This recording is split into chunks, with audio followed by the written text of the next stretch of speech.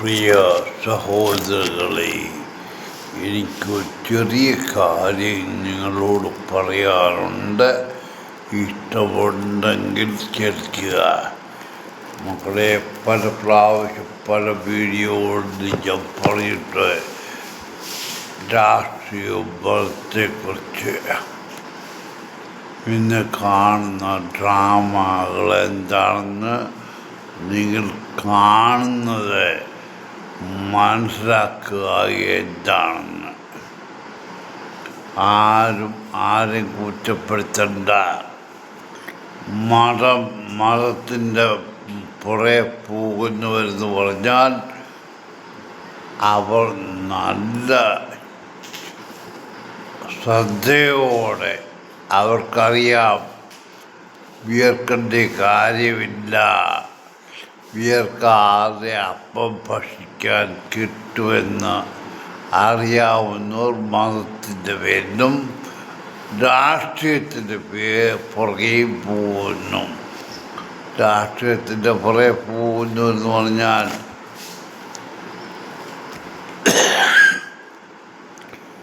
ഒരു ദിവസം പോയി വേണ്ടപ്പെട്ടവൻ്റെ പേര് പറഞ്ഞ് അവൻ്റെ പേരിൽ ബോഡി പിടിച്ചാൽ അവൻ ഉന്നതിയിൽ പ്രാപിച്ചാൽ എനിക്ക് പിന്നെ ഒന്നും ചിന്തിക്കേണ്ട കാര്യമില്ല എന്ന് നല്ല വക്രബുദ്ധിമാന്മാർക്കറിയാം. അതാണ് ഇന്ന് കാണുന്നത്. ഞാൻ കണ്ടു KP യോഹന്നാൻ്റെ 2ാം ചരമവാർഷികം. KP യോഹന്നാൻ ആരായിരുന്നു? എങ്ങനെ? മക്കളെ, ഒന്ന് ചിന്തിക്കുക. നീ എവിടെ പോയി സ്വസ്ഥമായിരിക്കാവുന്ന കണ്ടാലും നീ ചെയ്ത പ്രവൃത്തി ഫലം നിന്നെ ഒരിടത്തും സ്വസ്ഥമായിരിക്കാൻ സമ്മതിക്കത്തില്ല.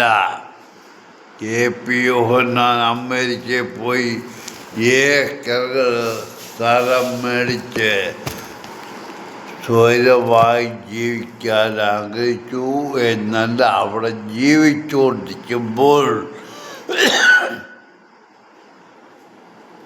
എന്തുപറ്റി? നടക്കാനായിട്ട് റോഡിലോട്ടിറങ്ങി. മരണം എവിടുന്ന് എങ്ങനെ വരുന്നെന്ന് ആർക്കും അറിയാനൊക്കത്തില്ല.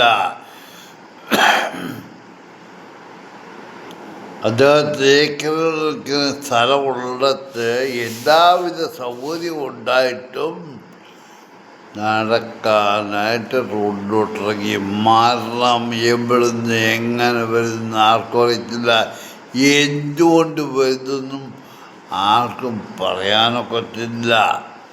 പോട്ടെ, KP യോഹന്നാൻ പോയി. അദ്ദേഹം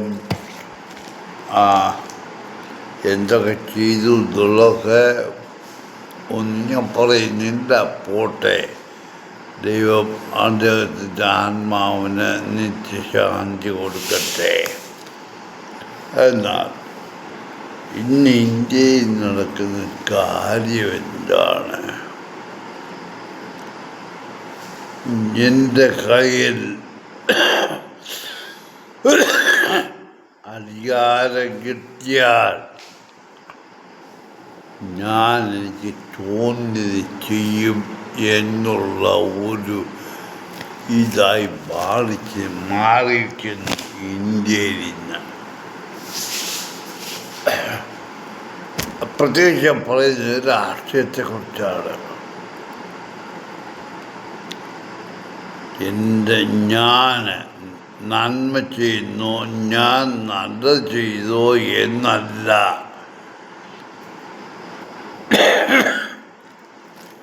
എനിക്ക് ഇഷ്ടമില്ലാത്തവർ ഭരണം പിടിച്ചെടുക്കാനായിട്ട് ഏത് വക്രബുദ്ധിയും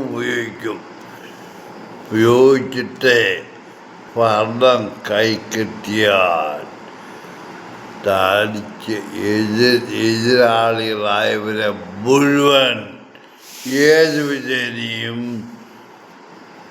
തുടച്ചു ജയിക്കും. ബംഗാളിലേക്ക് ഒരു ഗുഡ് ട്രെയിൻ മുഴുവൻ നിറച്ച് ബുൾഡോസറും എല്ലാം കൂടെ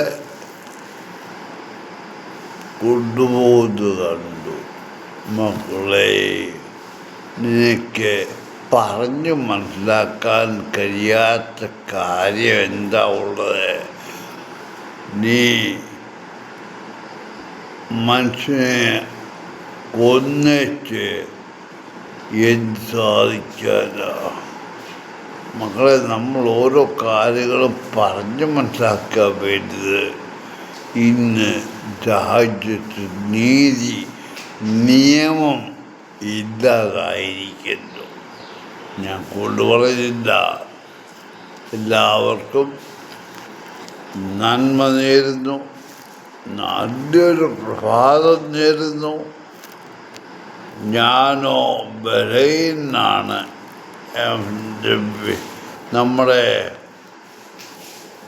പള്ളി ദേവാലയത്തിൽ പുരോഹിതൻ പറയുന്നതല്ല.